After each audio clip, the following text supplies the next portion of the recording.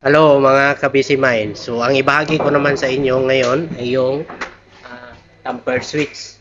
So itong tamper switch, ginagamit ito sa pag-control ng gate valve. Kapag sinerado yung gate valve, so mag-alarm yan sa panel. So naka-interface yan sa panel. Makikita natin yan sa taas. Yan. Lagyan natin ng monitor module para kapag may nag-close sa valve, itong monitor module bigay signal doon sa panel, mag-alarm. Dito din, so ito ay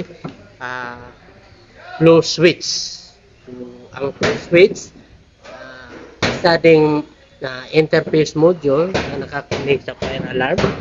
Kapag may leaking o may binuksan na valve, tulad nito, binuksan, ang panel ay mag-alarm din. So, yung dalawa na yan ay nakakontrol yan sa fire alarm. So, ganyan ang mga interface module sa mga fire alarm system.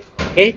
Kung may idea din kayo sa mga fire alarm system, paki-share naman sa comment section. Okay? Bye-bye mga kabisi mind.